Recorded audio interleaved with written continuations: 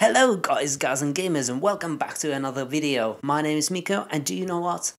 Happy New Year. Yay, we made it. We made it past 2021. Way to go. Now, looking at 2022, it looks kinda amazing, to be honest. It looks like a very amazing year for video games. We are starting off with Pokemon Legends Arceus, and later on, we are getting stuff like Elden Ring, Horizon 2, Breath of the Wild 2, Splatoon 3, lots of amazing games coming out. But the thing is, even though things seem amazing, we don't know everything that will happen in 2022. But the thing is, we can try to predict what happens. So I was thinking, hey, it would be fun to do a kind of a silly, funny, but at the same time, I do know some things about the industry, kind of a prediction list for 2022. So at first, we're gonna cover like overall things that will happen in the gaming landscape, and then we will focus on Nintendo, Microsoft, and Sony. I think in that order. I think I have those in that order in my notes at least. And mostly, of course, focusing on Nintendo because that is what I'm most passionate about. That is what my channel is kind of built on. I do other stuff too, but mostly Nintendo content. But at the same time, I want to cover Microsoft and Sony as well. But that is enough talking already, so let's just start off with our predictions. So first of all, kinda in the overall gaming landscape, what will happen this year? Well, the first thing I have written is that obviously it will be a very good year for software. And I said software meaningfully because I don't think it will be a very good year for gaming hardware. And hardware, of course, means consoles because we have the ongoing chip shortage and other stuff too that is not making consoles easy to get. This will, of course, influence sales of the PlayStation 5, Nintendo Switch OLED model, Xbox Series S and X, and also Steam Deck that is supposed to launch this year. Now, I predict that Steam Deck will get off to a great start, but then the sales will kind of die down because all of the initial early adopters will get the Steam Deck, but I'm not sure if Steam Deck has what it takes to be a really mainstream console. So I think it will kind of flop if you ask people, but I don't think Valve is expecting Steam Deck to be a really big competitor to Nintendo Switch or the other consoles, so maybe it will go along their expectations. Who knows? Then, I want to think about Elden Ring because it's not going to be mentioned otherwise in this video, so I wanted to say something about Elden Ring because it's multi-platform. And I think that will be a huge game, one of the biggest games of this year. And yeah, duh. But I think it will be the game of the year when the year comes to an end. It will be a tough competition. We will have Breath of the Wild sequel, Horizon, probably even God of War coming this year. So it will have a lot of competition, but I do think that Elden Ring will be the game of the year. At least according to like many news outlets and that kind of stuff. If you don't think Elden Ring will be the game of the year yourself, then yeah, probably same here too. But according to like multiple outlets, that's what I'm thinking. And then companies will unfortunately do a lot of NFT stuff. I personally do not like NFTs at all. They're kind of a scammy and they're not really useful for me. Um, I know game design a bit, and those can not do anything that can already be done. Companies will try to push it anyways, but they will all fail because people are not really into NFTs. So that will still be happening this year, but I predict that things will quiet down by the end of the year. So, okay, it will just be another phase of companies trying out something dumb, but this time people are really against companies doing that, so it will not go over well. So those were my predictions for like the overall gaming stuff. But now let's move on to the most exciting part, at least for my audience, I think, and that is of course all of the Nintendo stuff. Nintendo has a lot of games coming out this year, as I mentioned, Splatoon 3, Pokemon game right off in January. Expect videos on that very much so. Maybe even start streaming the games. I've been thinking about that. Let me know what you think in the comments if you have made it so far in this video. But yeah, Legends Arceus, Breath of the Wild 2, Bayonetta 3, Kirby, Splatoon 3. Did I mention that already? I don't know. It's just so much coming out. I can't even keep it. Oh, also Mario Bros. Rabbids, Triangle Strategy, a lot of cool exclusive stuff. But yeah, I think Breath of the Wild 2 will launch this holiday, and the name will be something like Solitude of the Skies, because my thought here is that Breath of the Wild was about, hey, it's an open world or open air game, as they like to brand it. It was all about, hey, you can explore the wilderness and that kind of stuff.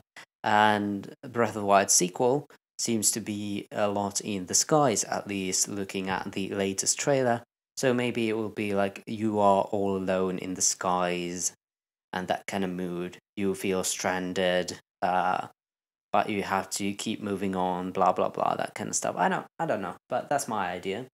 Also, Nintendo Online expansion. Many people did not like it when it was first revealed. It doesn't really seem worth the money.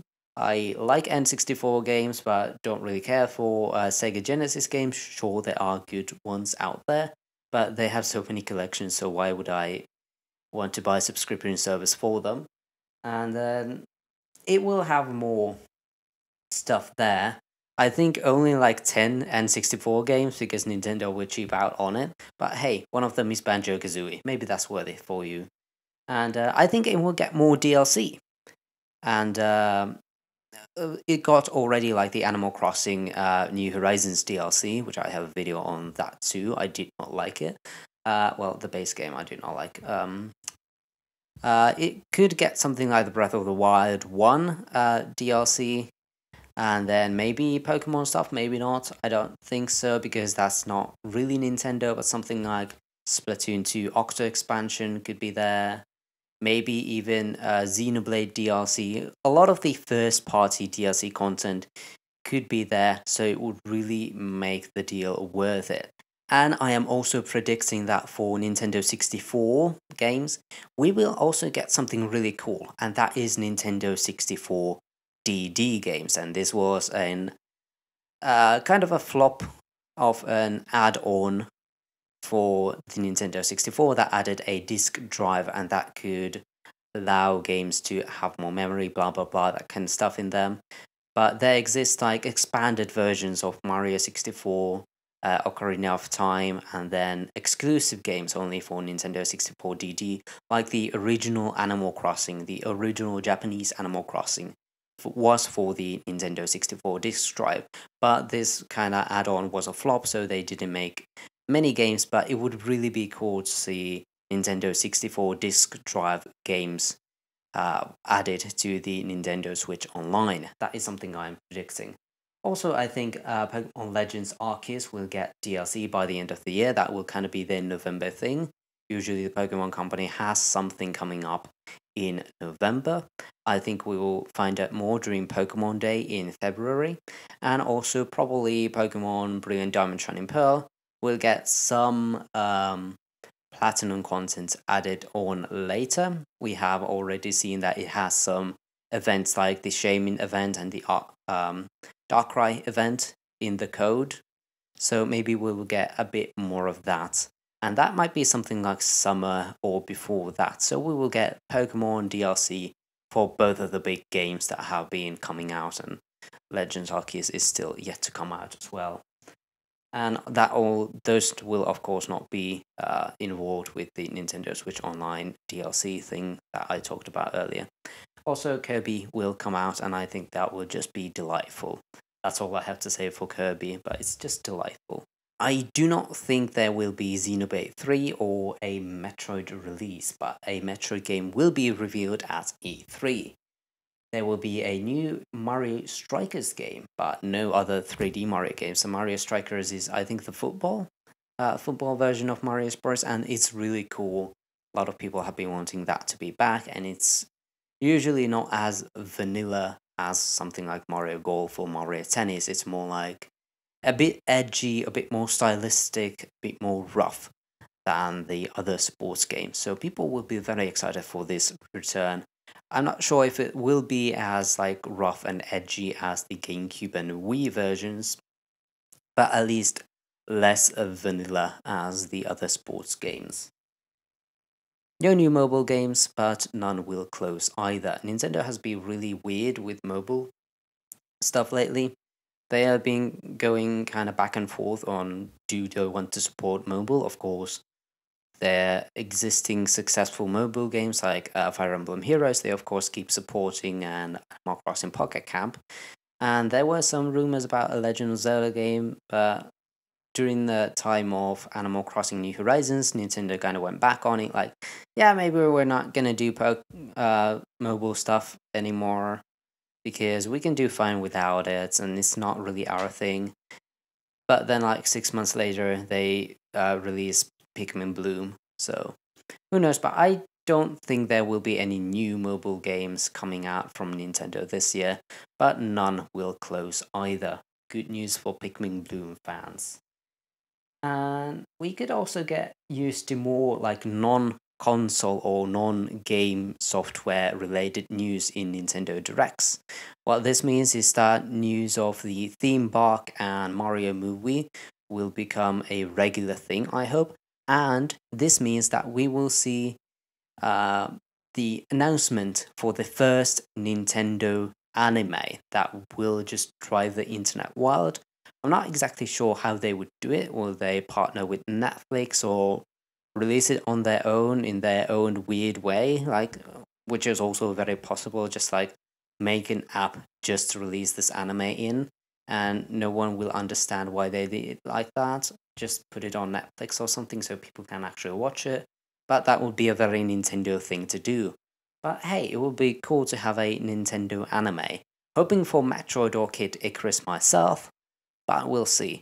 Also, for Nintendo anime, I know there's been a Kirby anime. I don't know, Pokemon's still going on, but like first, like of their new, uh, trying to expand their IB projects that they have been maybe on making, a new Nintendo anime will be, you know. Okay, moving on to Microsoft. This will be a bit shorter than the Nintendo section because I know a bit less on Microsoft, and they are releasing some really good games, of course. Halo Infinite will get new content, it will get some cool. I was thinking maybe crossover stuff, but I'm not exactly sure with what yet. Maybe like other Xbox IPs, maybe even some Bethesda stuff could show up in Halo Infinite. And the Xbox's or Microsoft's main thing now is, of course, Game Pass for PC and console and cloud and blah blah blah, everything else. So that will, of course, be their main driving force this year too. And I think they will get a cool partnership with Sega. Get more Sonic games out there. Get more. Well, they already had Yakuza games. Ooh, maybe Persona could be cool to have on Game Pass. I doubt it because that would make sense, but Atlas is weird, so probably not. I think at E3 they will kind of drive the internet wide because they will announce that they are reviving an IP made by Rare. Now, is it Banjo Kazooie? Is it Conker? Is it something else? We will we will see. But I think this will be a very exciting game, and it will be a 3D platformer not made by Rare, but I think it will be made by Double Fine, the same guys that made Psychonauts. It would be cool to see. I'm not sure what Rare is doing now. I think they have a game project going on at the moment, so they might be busy. Also, I've been thinking we haven't seen Gears of War in a few years, so maybe I'm not sure if a new game, maybe a remake or a trilogy would be cool to see. And this would, of course, everything would come to Game Pass day one. Uh, Stalker 2, I think that will be one of the most controversial games of the year. I think that will just be a kind of meh, but some people will not be as fond of it. I'm not really sure why yet. They did NFT stuff, but then walked back on it almost immediately. But I don't think that will be the end of it. We will hear some Stalker 2 news, and people will not be happy about. Of course, hoping this won't come, but that's just like a prediction. I don't know, I just get that kind of a feeling that there's something about the game that people just, the internet will be mad about. Let's just say that. And then lastly, one of the biggest games coming supposedly this year is, of course, Starfield, made by Bethesda. And yeah, that's definitely going to get delayed. At the moment, they are predicting the release for November, and it's like a specific date. And it was weird that we got to know that like a year in advance, like a specific day. So I definitely think it will be delayed, so it will not come this year. But yeah, that is all for Microsoft. Now, moving on to our final company we're looking at, so Sony and the PlayStation. So, what's interesting is that they are currently developing kind of a Game Pass competitor. At the moment, it's called just like Spartacus service. I don't really know what the name could be. It's just a name. I don't think it will be that exciting, and it will not launch this year. We will hear more news about it, sure, but it will not be as good of a deal as Game Pass is. It will just be, hey, this is cool. This is definitely better than PlayStation Plus, PlayStation Now. This is definitely an upgrade and definitely worth more than those, but at the same time, will not be like as good as Game Pass. It would still be a really good deal, but just not as good. And God of War Ragnarok, I think it will release this year. I don't think it will get delayed, and also predicting that at the end, Kratos will die again. I know he died in the original trilogy, blah blah blah. I haven't played those, so I don't really know the details. But I think he will go like to the underworld when he dies. You can see like a post-credit scene or something like that, and it will not be the underworld ruled by Hades. It's not the underworld he's uh, already knows about. So it will be something different, moving on to like a different mythology, and maybe next game is like Kratos' son trying to save him from the underworld. That would be a really cool thing to see. Maybe, I'm not sure. And Sony will of course be skipping E3 again because they have been doing that for so long. Then I think Jack and Daxter or Sly Cooper will be teased, like a new entry in those games. Maybe a remake, maybe a trilogy, maybe a completely new game. I'm not sure yet, but I'm hoping that those franchises will come back. And last thing, not really exciting, but I think studio acquisitions will slow down, and there will just be one for Sony in 2022. I think it will be something like Camouflage, who did like Iron Man VR, just because Sony seems to be on their Marvel kick, and Camouflage, well, it did Iron Man VR, so maybe they want to acquire those guys. But that is all of my predictions for this year. Hope you enjoyed this video. Please let me know what you thought about this in the comments below. And yeah, I will just see you guys next time. Bye bye.